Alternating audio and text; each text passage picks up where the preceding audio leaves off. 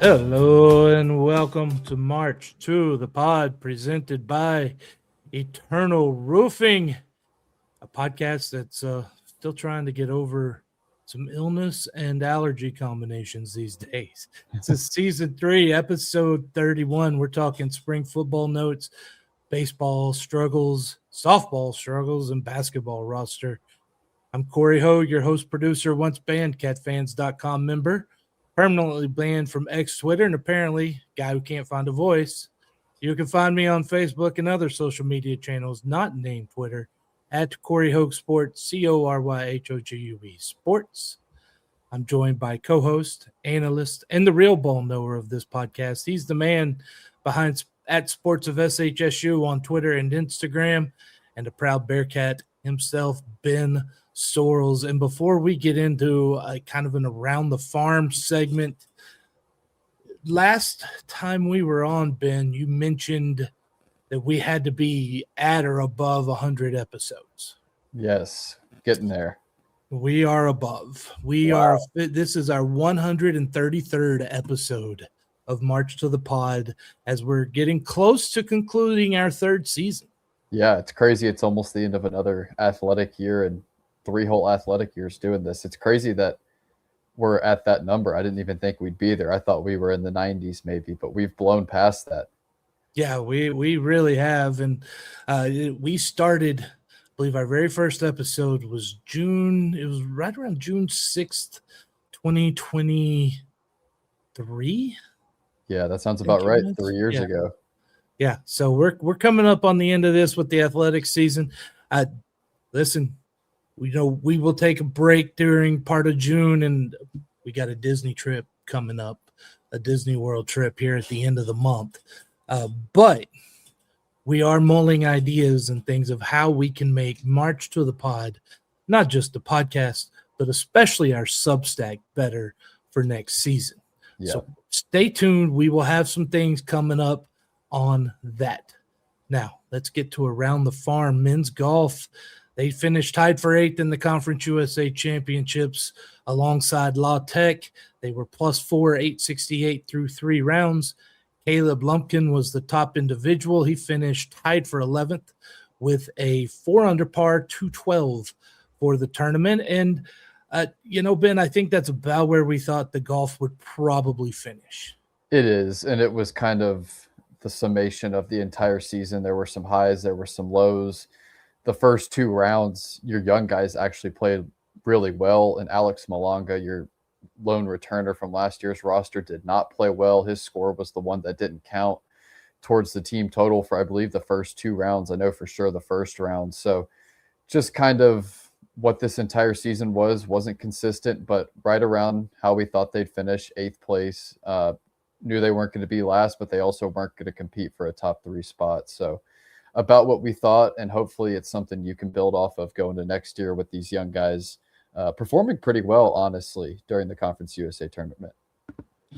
On the women's side, they finished tied for 3rd with New Mexico State, which I don't understand one thing. Why do the women not have the top 4 semifinals and finals like the men?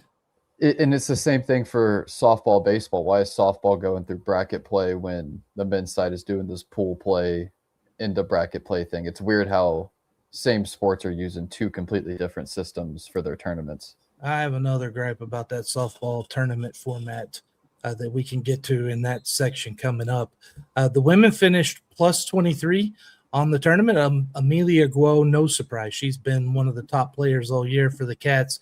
She was the top individual, finishing at +5. And Ben, it wasn't the greatest year, but not a bad year for the Cats women's team.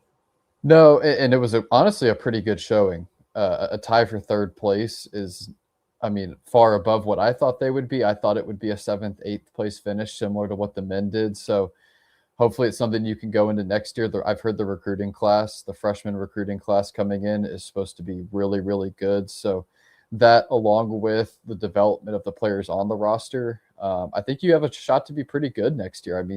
You're 3rd in the conference and you had a really, really down year. I think it's only going to continue to go up, and this is a team that should compete for a conference title again next year like they have in the past.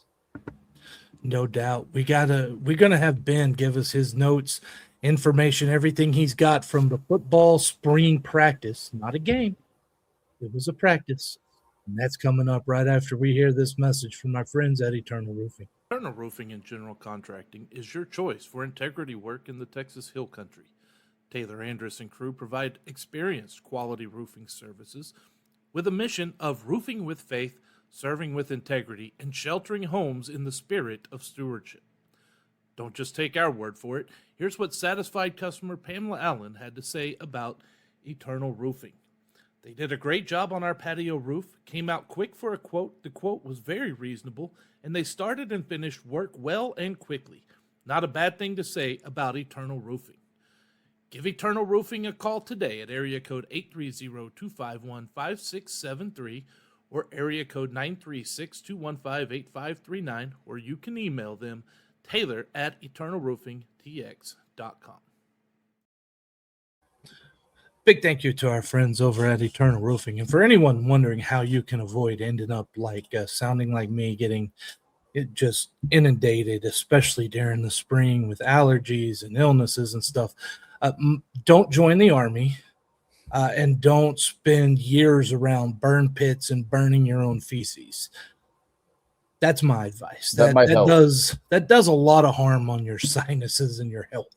Yeah, it'll help you stay away from whatever this crazy virus is that's starting to go around. What is it that was on the cruise ship or whatever? I can't remember the name they came up with for it. It's funny. I see all those, right? And I'm like, I don't even worry about those because I feel like I've had like 10 anthrax shots. I've had so many 4, 5, 6 COVID shots. My body is immune. I've had the live smallpox vaccine put into me. Like I've had so many different things. I don't worry about that. But it's my allergies and sinuses that are gone, gone. And as soon as it hits outside, it hits me. And you hear what I sound like now. And this is actually better than it was a couple days ago. Yeah. It's a miracle we made it to today. Yeah, no, I said after I know we missed the last couple of weeks, I said, no, we're gonna do whatever I can to fight through today. I've been sucking down those Cool Breeze lozenges too, trying to help it and everything. So anyway, enough about that. Ben, football had their spring practice, and I don't know if I should hop onto the optimism train that I'm hearing from some people. What do you think? Yeah, I think it's a mixed result. There was definitely some good. There's definitely some bad. So you start on the offensive side of the ball. Quarterback is obviously where every discussion is going to start. Had heard Landon Locke had a great camp. Did not have a great day for the open practice. Just could not move the ball down the field. Did not look very good. Partially, I think some of that was due to his play. Some of that was due to the offensive line in front of him and what was going on around him. So not great when your quarterback doesn't play well. Don't know how much of that was on him, but you would want to see him play a little better. DJ Bailey, on the other hand, had a fantastic day, led 4 or 5 touchdown drives, looked really, really good. He was running with the twos, so wasn't facing that first team defense like Landon Locke was. Landon Locke's going to be the guy. I know some people were talking about DJ should be the guy based on that practice. It's going to be Landon Locke, barring, an injury or just something crazy happening over the summer leading into the season. So quarterback play was a little up and down. Didn't see a lot of Coco Brown or Alton McCaskill at the running back position. Not a ton of reps, but you don't need 2 proven running backs out there getting banged up in spring practice. It was a lot of Trey Taylor, walk-on, who's been with the program for a few years, program culture guy, and Caden Weekfield, who's one of the couple of freshmen that's on campus right now. He's from Aledo, highly touted high school guy. I think he's got a real shot to be your number 3 running back coming into this next year. Sounded like he had a really good day. Wide receiver room, I'm very excited about the slot position. Grady O'Neill is back. Derek Bledsoe is back. You have Avion Smith-Mack, who had a really nice touchdown grab on a great route. So that slot position, it's looking really good. And then what Chris Reed's going to be on the outside. Tim Burns also had a nice day.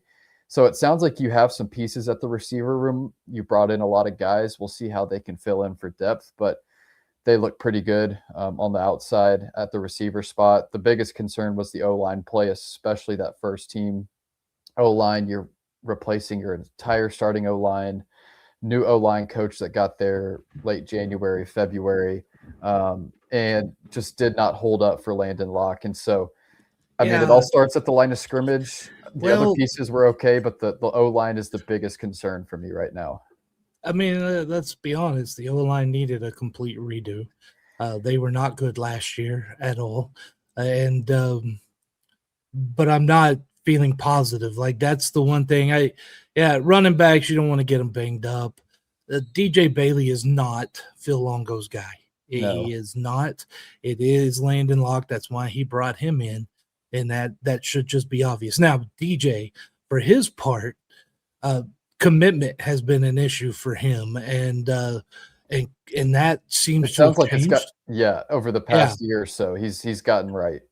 And honestly, he could be putting up tape for a transfer portal, to be honest with you, because I just don't think he's going to be Phil Longo's guy. No, especially when, and this is a part of the whole dynamic too, you don't have Longo's two freshman quarterbacks coming in. So Mason Holtzclaw, quarterback from Georgia, then Brett Holloway, the quarterback from Melissa. I mean, honestly, Mason Holtzclaw would surprise me if he ends up being the 2 or 3.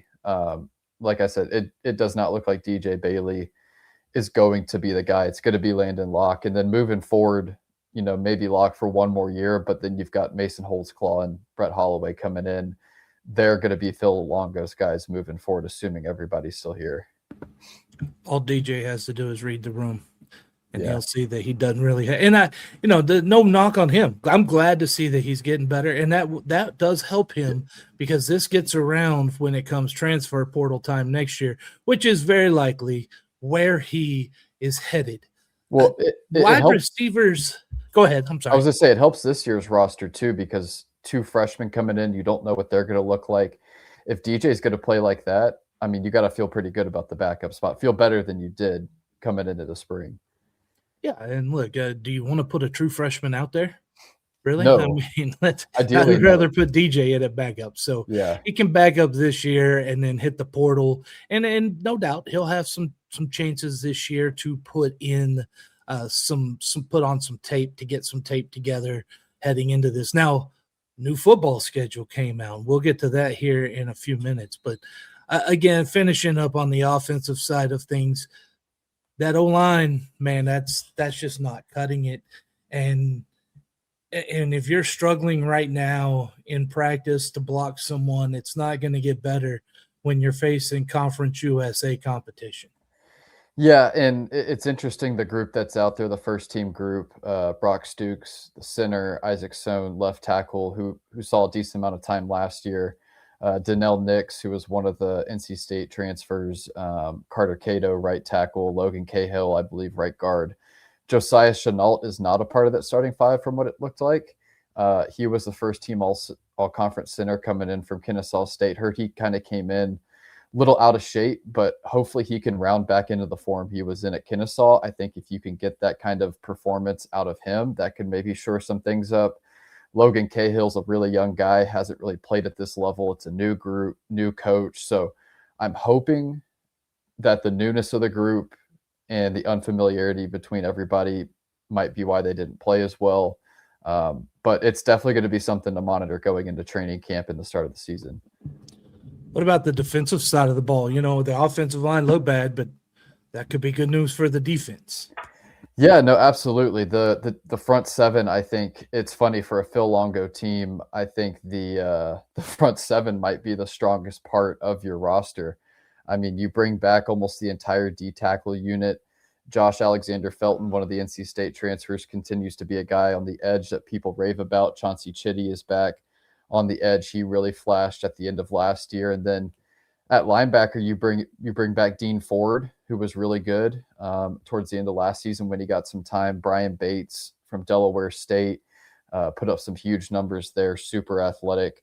Michael King, a D2 guy that fits really well into this defense. I mean, the front 7 played really well during that spring open practice. And just when you look at the roster, I think that is the group that pops out the most to you. And the secondary wasn't really tested a ton, but Joey Hunter, transfer from Memphis, Ish Atkins, transfer from Elon. Sounds like they might be your starting two corners. Tyler Bailey is back at safety. He had a really good year last year. William Davis from West Virginia. Sounds like he could slot into another starting safety position. He's got some high-level college experience, was a D2 guy, played at a high level there before West Virginia, where he played sparingly last year. So the defense, funny enough, is in a really good spot, which for a Phil Longo-led team, like I said, it's just not something you would think you would say. But I think the defense is going to be pretty good. Are they going to go from, giving up 37, 38 points a game down to 15? Probably not. But I think they're a defense that could maybe hold teams to 24 to 27, which is going to be a big improvement from last year. Yeah, well, as long as you can have enough to give yourself a chance. Right. Mid-20s is good. Now, the front seven wasn't the problem last year. It was the back four. And I would like to see them a little more tested because, as our friend of the show, Lane Fobbs, knows, that back four was just torched last year. And I would like to see them be tested a little bit now so that we know kind of what we might be watching in the fall. Right. Yeah. And they didn't get tested a ton, but I mean, Longo has said that this is a much bigger and longer group than last year, which is what you need because there was not a lot of size or depth out there on the corner. A lot of the JUCO guys that you brought in did not play.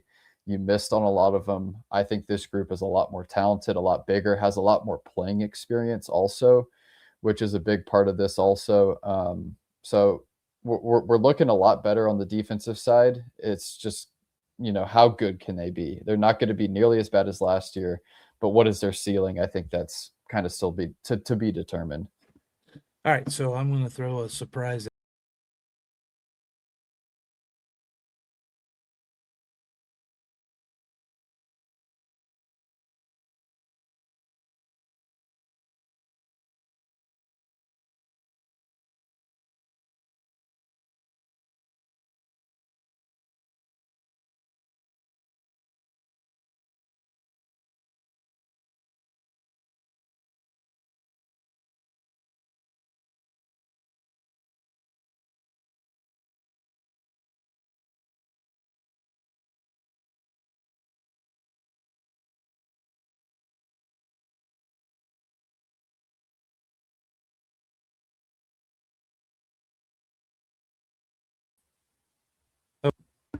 But it would help if the producer did things right. So anyway, I'm back.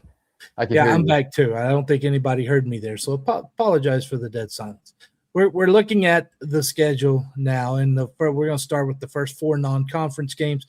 Conference USA took out a bye for the Cats with some of their reorganization due to the La Tech leaving and stuff. So first four games at Troy, Tulsa and Nichols or Bowers. And by the way, I'm really, really excited about that new press box, like seeing it come to fruition, seeing the pictures. It looks great, exactly what you would hope for. So Tulsa, Nichols at Bowers, then at Texas Tech. So of those four, how many possible wins do you see right now, Ben? I think possible 2. I think likely is 1. You're not going to win Texas Tech. I think Troy's going to be really tough on the road. But Bowers, Nichols, you should win. Tulsa, new Bowers debut, first time back at home in 2 years. I think that's a 50-50 game. So I'm going to say 1, but there's 2 winnable games on there. Yeah, I mean, look, if you don't beat Nichols, the season went south quickly, in my opinion, because that is an FCS team. And then Tulsa, I think Tulsa's there for the taking as well. And you never know. You never know what Troy has. Traditionally, Troy has probably been a bit better, but it's hard to say there. Now we get into Conference USA. They start off at Liberty. Then they have Western Kentucky and New Mexico State at home. Starting with those 3, that's a pretty stout start to the conference slate. Very. I mean, the Texas Tech, Liberty, WKU trio, and I know there's a little gap in there between Tech and Liberty. I mean, that is by far your probably toughest 3-game stretch of the schedule. No doubt. And you go from, as we look at Texas Tech on the 26th, then you start your midweek games. CUSA likes those midweek games. Thursday against Liberty, then 6 days to prepare for home against WKU, and you get a week for New Mexico State. And then I don't know that it gets much easier. You're at Ben's neck of the woods in Missouri State on October 27th. Then you're on the road at Jack State, at home against Kennesaw State. This is not a schedule that's getting easier, in my opinion. Yeah, it's interesting. The schedule from a date and timing perspective, I thought was probably as good as you can get. You have a bye coming out of Texas Tech. You've got that 10-ish, 11-ish day gap between Missouri State and Jack State in the middle of conference play. But you really had no favors done for you from the opponent's perspective. And I know you're going to play 8 of the 9 other teams, but you got to play all of Jack State, Kennesaw State, WKU, and Liberty, who are probably the top 4 teams coming into this year, and just based off of past performance. So you would have liked to have avoided one of those teams, but you didn't, and that's just part of it. But yeah, from a timing perspective, I think it was okay. From an opponent perspective, it's a difficult schedule. Now, last year, they didn't face all of the top teams, if I remember correctly. Right. They only faced 8 of the 11 teams. I'm trying to remember off the top. I know they didn't play Liberty. Liberty wasn't great. They didn't play Missouri State. Missouri State ended up being pretty good. Those are the 2 that come to mind. Yeah, and I mean, you got to figure this year's was going to be a little more difficult on the conference side because of you can't just avoid Liberty for 2 straight years. Right. I think it's more difficult on the conference side. It's definitely easier on the non-conference side. So it's a little bit of give and take. It's about, I mean, in my opinion, it's about as difficult as last year's schedule as a whole, but the conference schedule is definitely a little more difficult. No, I would agree with that. I mean, last year's schedule was at Texas as well.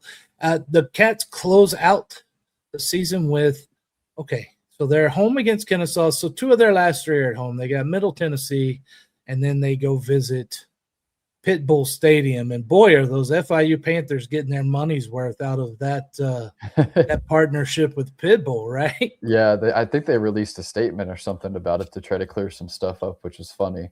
That is. FIU's a sleeper team. I mean, Willie Simmons had them really moving in the right direction last year. They could be a sleeper. I mean, he is a good coach, and Miami's a good market. Oh, he's a fantastic coach. I knew when they got him, they weren't going to be losing for long, no doubt. Yeah, and I was going to say one last thing from the spring practice is the special teams part. Cal Joseph, transfer punter from Wake Forest, sounds like will be just fine in the punter position. Kicking spot, similar to the last few years, I think is a little bit of a worry. Sam Carpenter missed a short field goal. He's a transfer from Pitt. He was very up and down during his time at Pitt, also kicked off, was a kickoff specialist there too. And then Tate Ryan, the redshirt freshman from the Woodlands, also missed a kick. An interesting thing with him, he was a top 25 rated kicker in the country coming out of high school last year, but he never actually kicked in a game because Scott Starzik was the number 1 kicker in the country from the Woodlands High School, went to Arkansas. So Ryan never actually really kicked field goals in a game. Very talented camp kicker, but you just never know how that translates to the field. So the kicking spot's going to be one to watch. Game and pressure experience are a whole new deal. Anyone can kick when there's nobody in the stadium. That's not great news to hear. Just real quick, what do you give the odds of a bowl this team getting to a bowl next season?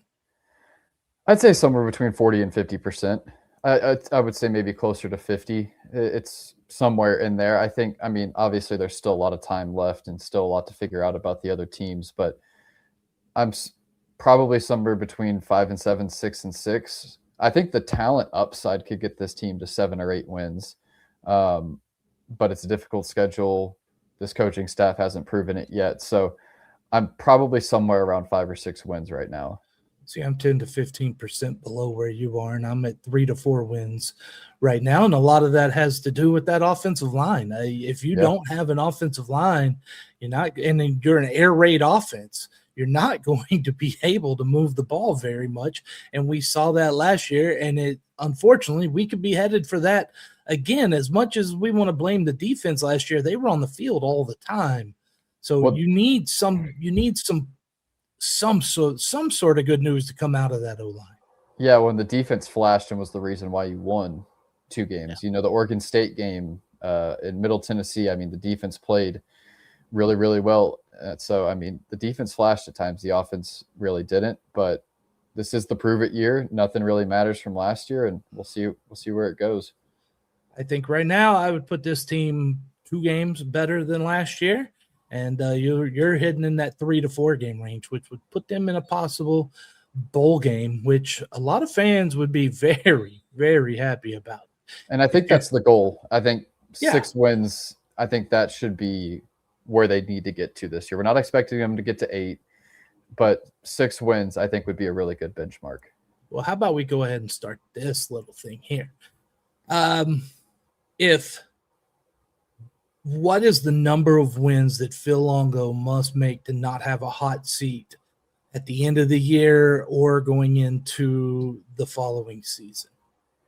No hot seat at all, I think, is 6. I think anything below 4, you're in jeopardy of possibly losing a job. I think 4 or 5, you would be on the hot seat, but you'd be back for sure. So, 3 and below might not be back. 4 and 5, you'll be back, but the seat is very hot. 6 and above, you're at a good spot. I agree with that. I think that's a great assessment. Not like anyone cares. If you're enjoying the show, help us grow by rating and reviewing March to the Pod on your favorite podcast platform. Subscribe to our Substack page at marchtothepod.substack.com. March the number 2 the pod.substack.com. And you can find us on Twitter, Facebook, Instagram, TikTok, and YouTube by searching for @MarchToThePod. Remember, it's the number 2. We're also proud members of the CUSA Podcast Roundtable with shows covering all 12 Conference USA programs. We will be right back, and we're going to discuss baseball, softball. And I'm sorry, this is not a happy discussion. But what is happy is hearing about our friends over at Eternal Roofing. Eternal Roofing only uses the finest materials in the roofing business while providing an exceptional warranty. Why do they use CertainTeed products? Because they complement any appearance, provide exceptional and reliable strength, and are known for their enduring performance. Here's what Shane Sosa had to say about Eternal Roofing. Taylor and his team are amongst the highest level of professionals. They care about their customers and go above and beyond just doing the job. Give Eternal Roofing a call today at area code 830-251-5673 or area code 936-215-8539 or email Taylor at eternalroofingtx.com. Big thank you to our friends over at Eternal Roofing. I had track and field, and for some reason, track and field did not make it into the segment today. So let me go back and see if I can pull that up, because they were at an event at Texas A&M. Yep. And it's a little over a week ago or last week. Yeah, it was May. I want to say, let's see, track and field. It was the alumni muster hosted by Texas A&M. And let me restore this version here because it just completely left. Okay. Caleb Anthony finished second in the men's 800 with a time of 149.03. There's a kid, wide receiver, who played wide receiver in football, Wichita Falls Memorial. This last week in the regional, he ran a 153.800. Wow. It's not far off. Caleb was second in this Texas A&M event. The Cats won the 4x100 relay with a time of 39.24. That team continues to just rack up the wins. Xavier Parker, Javane Johnson, Omarion Ferguson, and Tyreek Brunn was part of that team. And the B squad finished fourth in the 4x100. Nathan Williams, Ikenna Opara, Will Smith, and Hanley Jensen. The men have a really solid sprinting team. It's been a record-setting year in that 4x1. They broke the record and continue to be right around that time. It surely is. On the women's side of things, there's a couple results to point out. The 4x400 relay finished second.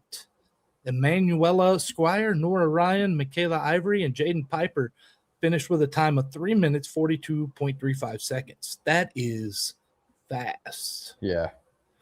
Danette Haygood finished third in the triple jump with 12.12 meter jump, or for you Americans, 39 feet 9 and a quarter inches, because we don't like European measurements.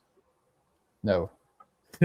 Conference USA Championships is the next thing. It's next on week. May 14th through 16th in Murfreesboro, Tennessee. Okay, so we got through that. Now, let's talk about baseball and softball. And we're going to start with the softball side of things. That today was the Conference USA tournament and did not go well. It was not a fun thing to watch. It was 3-0 New Mexico State. They hit 3 solo home runs. One girl hit 2 of them herself. That put New Mexico State into a game here in about an hour against, I want to say Delaware. Yeah. Yeah, they played Delaware. And so here's my problem with this bracket. You have 2 teams in this conference that are traveling all the way to, what is it, Delaware they're hosting it? Yeah, Delaware. They're going all the way to Delaware. They get 1 game and they come home. Yeah. If you're going to do that, you got to have some way of doing double elimination. That's just my opinion. Well, it's an 8-team bracket also. It shouldn't be hard to make an 8-team bracket double elimination. If it was like 6 teams or 10, I could understand it. Yeah, no, well, we have an 8-team bracket where you have 2 1-game elimination games to start it. Yeah. And then on the men's side, you do pool play with an 8-team bracket. Yeah, that just doesn't make sense. I do like the pool idea. Yeah. Right? I do like that, especially for softball. That would be more fair, in my opinion. Well, and I get it for baseball, too. Softball, it would make a lot of sense because pitchers can throw multiple games in a day. You could run through 2 entire pools in one day kind of thing and not have to worry about spending a ton of arms. Well, right nowadays, softball's changed a little on that because they realize you get physically tired. Your body gets physically tired from that. So it's not necessarily the arm as much as it is kicking off of that mound that many times can get you tired. So that is one thing that we have seen a change in. Regardless, it doesn't matter. Season's over for the Cats. 29-27 overall, and they lost their final 8 games of the season. And when I looked at that, Ben, the pitching and the hitting just went away. Yeah, I think part of it was teams you were playing. Obviously, Jack State, really, really good, best team in the conference. Those were 3 of them. Not an excuse, obviously, for a team that had championship aspirations. You were, in the mix for a top 3 seed up until the final 2 weeks, and it kind of just fell apart and just didn't really feel like this team lived up to the expectations that it had. And a ton of really incredible individual performances. Veronica Harrison breaks the single season record. Developed another really good year. So maybe the best freshman in the conference, best leadoff hitter in the conference. Tiffany Sanchez emerged as a star on the mound. Had a ton of really good individual performances, just could not really put it all together, which was just really weird. It felt like you had the talent to do it. It just never really came to fruition. It was a promising season about 4 weeks ago. And then it just fell apart at the end. I'm not sure why or where the disconnect was, but something went south. And honestly, Tiffany Sanchez at one point was just shutting everybody out. And I don't know. It's not like she was getting thrashed in a lot of games. I mean, she didn't. Even she today. gave up 2 solo home runs today. That's all they got off of her.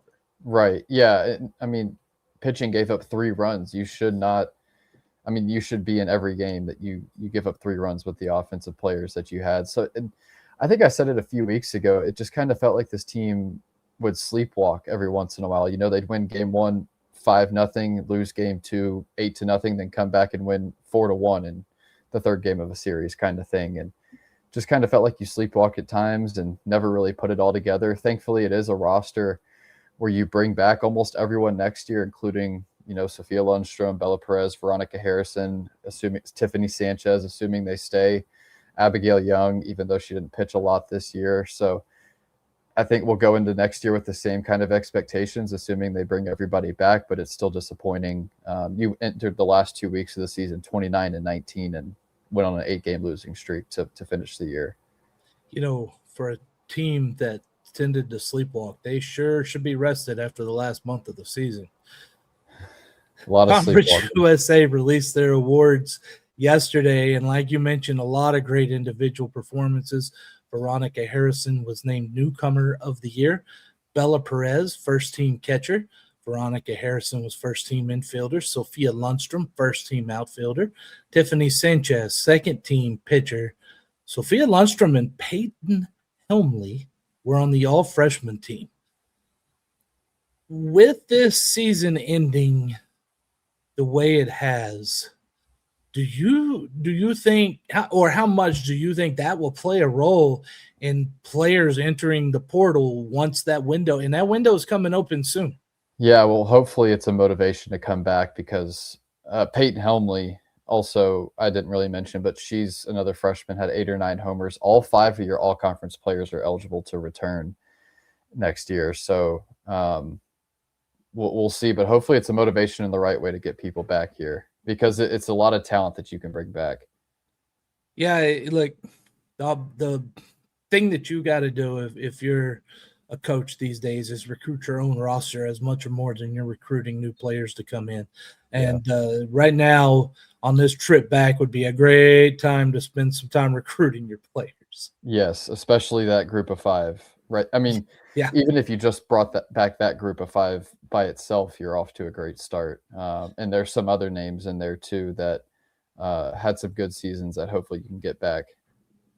Yeah, I mean, we'll see. I hope it does. Baseball side of things, it's not gotten any better.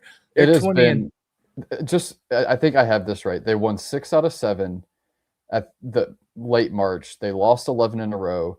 They won 5 out of 6, and now they've lost 5 in a row. Yeah, they're 20-29 overall, 9-15 in Conference USA. And as we're going to go take a look here,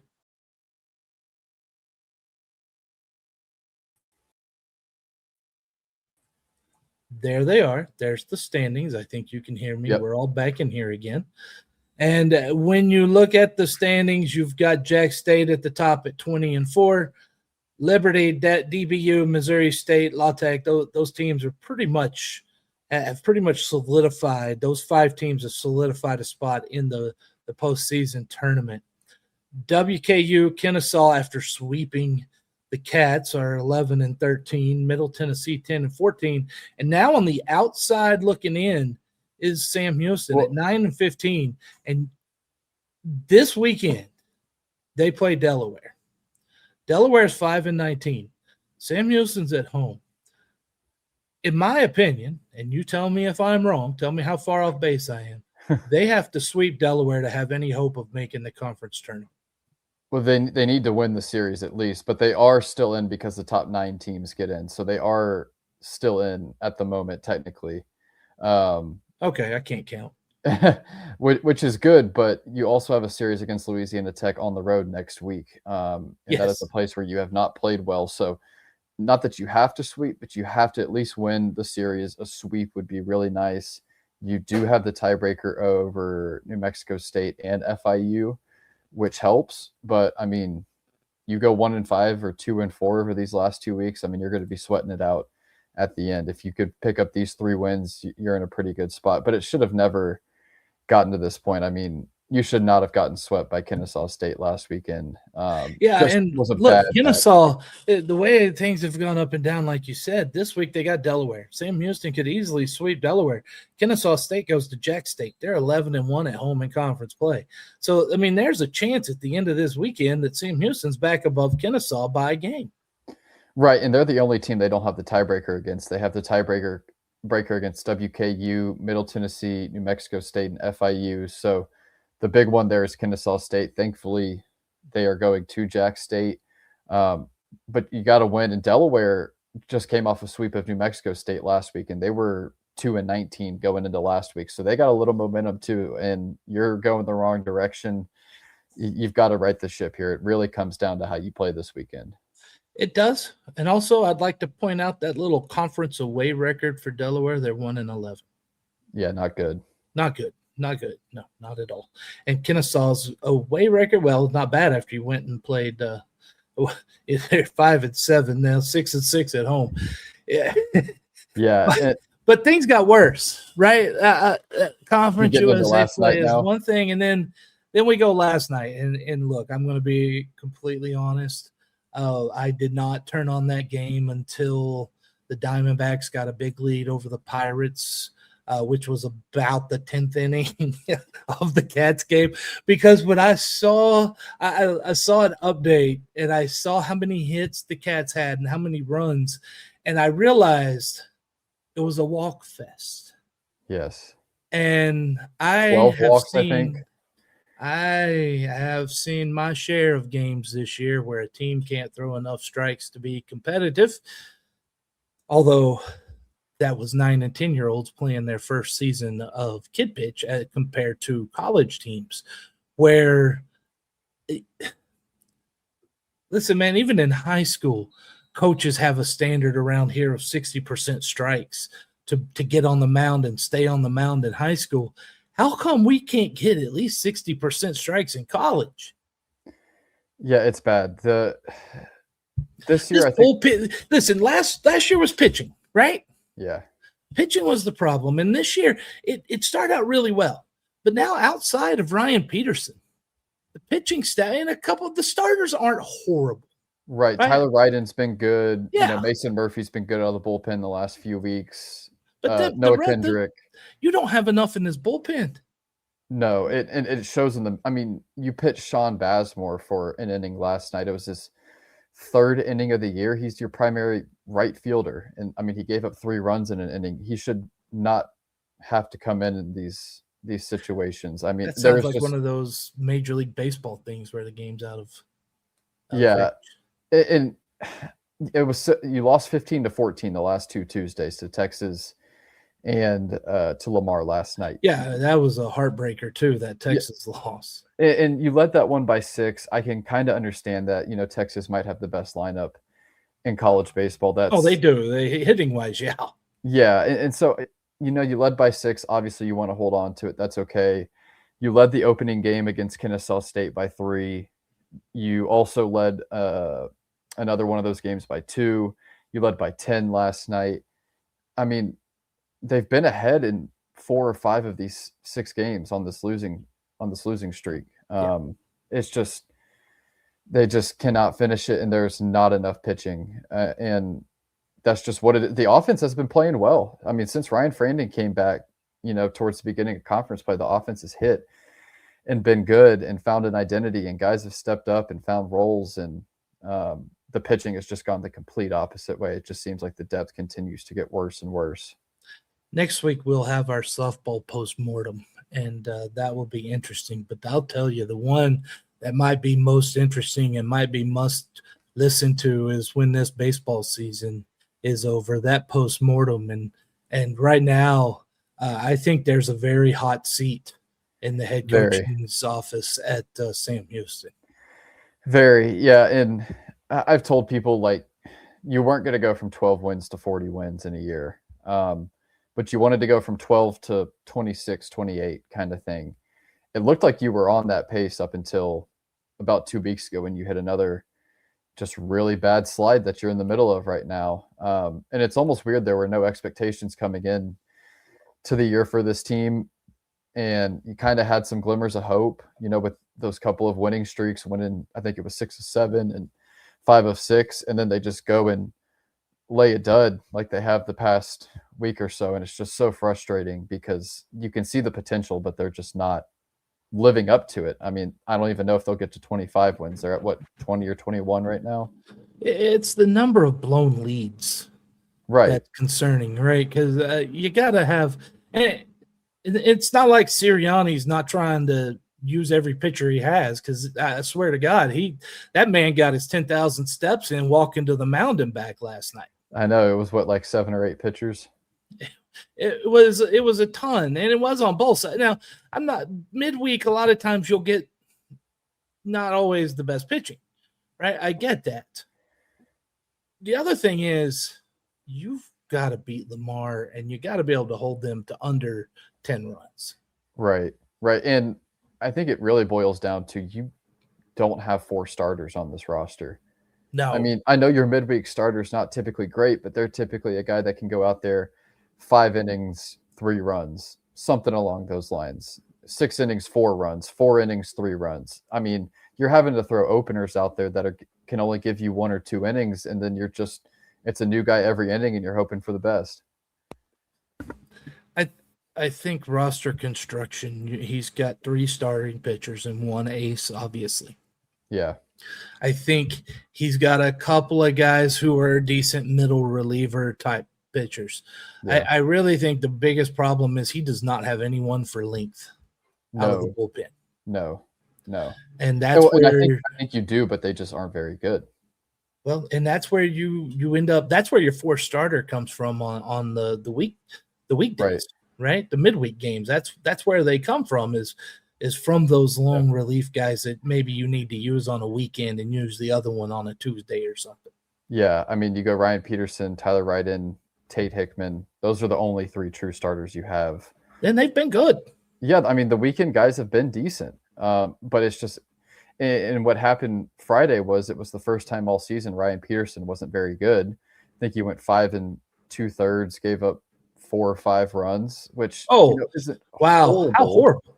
Which isn't horrible, but you didn't have enough in the bullpen to cover those last 3 or 4 innings, and you fell short. I'll tell you, Corey Hogue on MLB The Show 26 is much better than that. We need to get some of that to Huntsville. Yeah. It was a complete reworking of the pitching staff, and initially it seemed like maybe it was successful, but as time has gone on, they've gone back to their averages, and it's not been fun to watch. But I also will say that if they beat Delaware this weekend, if they sweep them, right, and they go win 1, maybe 2 at La Tech, maybe if they get on a roll like this team's been up and down, it's not inconceivable to see them winning 5 of the next 6. Yeah. Then they head into conference tournament with 25 wins. They're almost where you thought they would be. Right. Yeah, it's just, can they hit another one of these hot streaks? And if you can go 4-2 over these last 2 weekends, you got to feel pretty good. And I think you've shown you can beat a WKU or a Middle Tennessee who you might get matched up with in pool play. And maybe you can win a game in pool play. But I mean, it has just not been a good week. And I'm interested to see if they can pull themselves from the depths again. They've done it a couple times this year, but I don't know if they have another one in them. We'll see. Yeah, it'll be an interesting conversation after the season with Sirianni, because the all shucks thing, sometimes you don't want a Tony Vitello that every game's the final game of the College World Series, but you also don't want just the oh shucks, that's baseball all the time, right? Like I would like to hear a little more than just that's just me. A little more fire. A little bit more like, hey, call somebody out sometimes. Sometimes you got to hold these people accountable. Yeah. Right? And these players have got to be held accountable. And right now, I don't feel like the coach is holding anyone accountable. Yeah. I mean, it's definitely a part of it, possibly. All right. Well, we got basketball roster news for both the men and the women. Well, not we. Ben has basketball roster news. And we will get to that right after we hear about how you can get on that order for Christmas lights, because we're coming up to June. We're almost halfway to Christmas. you need to get that order in for Christmas lights from Eternal Roofing. Eternal Roofing is locally owned and dedicated to giving back to the community by supporting local organizations and charities. They are also the winner of Next Door's Neighborhood Faves for 2 consecutive years. And as you know, if you've listened to this podcast, Eternal Roofing is your choice for Christmas lights. They provide premium lights tailored to fit your home, season-long maintenance, and hassle-free removal. Kyle Tatum said, "They're very professional and great quality, on time and clean, and really made me feel like they cared for me and my home." Give Eternal Roofing a call today at area code 830-251-5673 or area code 936-215-8539, or you can email taylor@eternalroofingtx.com. Before we get into the basketball, there is something that I don't know if I mentioned it to you. I don't think I did. I was alerted to the fact, and listen, we know I like to get on to people on the social media. I like to call out the ridiculousness that sometimes happens and shouldn't happen at Sam Houston. And I was alerted to the fact that in the last recap of the Baylor track meet that the Sam Houston Go Bearcats.com had from the SID office, that they used the results from Baylor's participants and not Sam Houston's. Oh, no. Yeah. Not good. No, it's not good. So if you, listen, if any of you get that kind of, let me know. I will definitely make mention of it. That kind of stuff, it can't happen. It's an attention to detail. And I get we're overworked. They're overworked and underpaid in that office greatly, but you still got to be able to get that part right. Just don't post anything at that point. Well, they haven't. They haven't for the Texas A&M. There we go.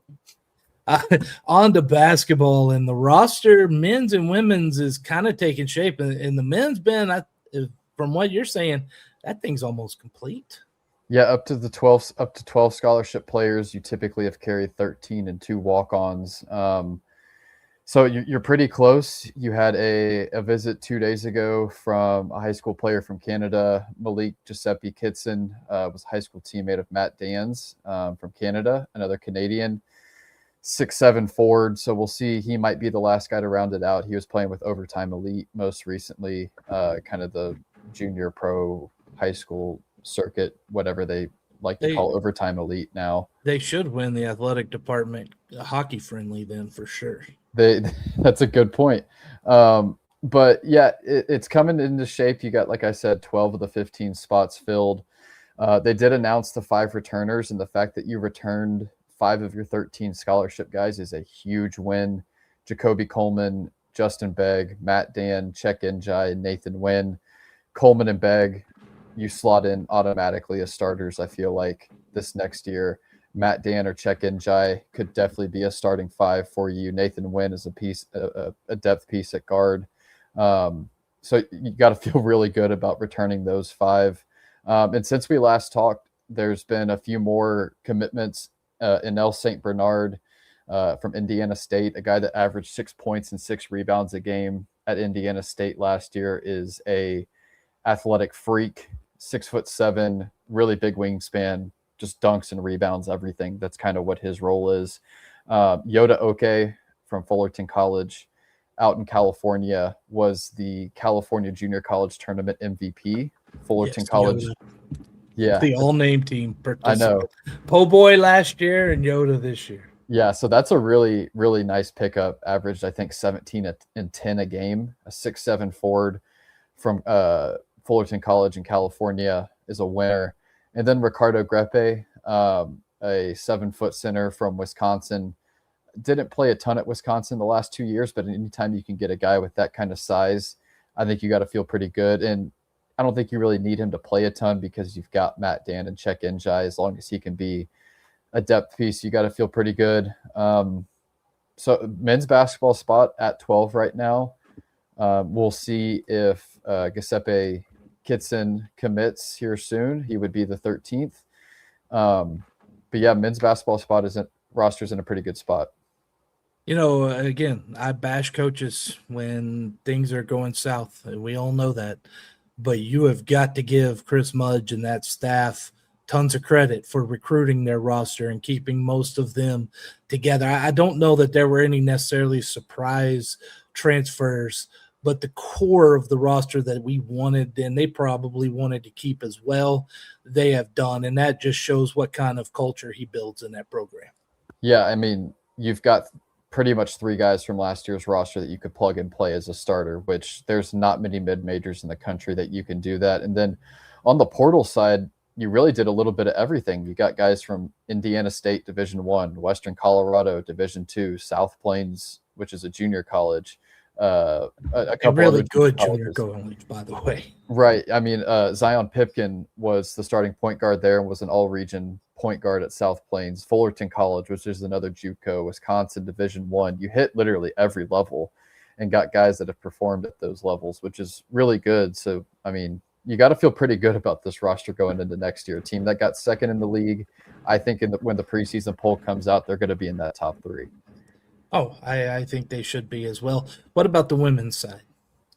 Yeah, women's side, only one returner, Estea Rodeyar, shooting guard. She comes back. You do have Amia Hall, who was the starting center for Summer Creek. She's a high school signee. Summer Creek won the title her junior year. I believe it was not this year, but the year before. And then you've had 3 signees, so that gets you to 5 scholarship players. Still a lot of work to do. First one is Hannah Wallace from St. Louis, 6-foot forward. Averaged about 3 points, 3 rebounds a game during her 2 seasons there. Mimi Willis, who was a backup guard at Tarleton this last year, she comes in as well. Those 2 look to be players that look to fit that defensive identity that Coach Justice has really leaned into the past few years. And then on Sunday, they got another commitment from Lenasia Johnson from McLennan Junior College. Put up some really good numbers there. 6-foot forward, averaged 13 and 10 a game, and 1.7 steals per game at McLennan.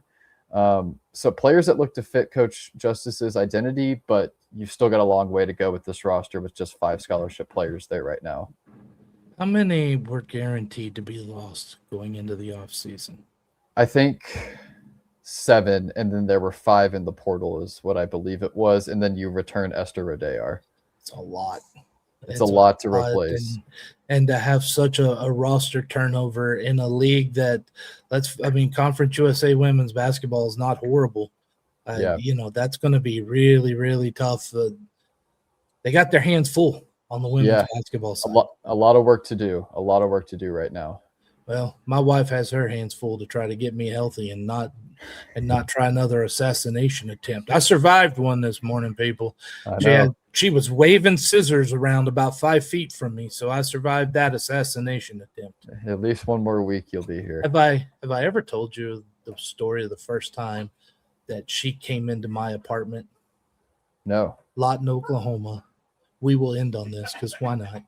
At the time I was in the Army still. I lived in Lawton, Oklahoma. I drove to DFW, picked her up. We get to my apartment. First thing she does, she walks in, she walks straight to the kitchen, and she starts pulling out my knives and sharpening.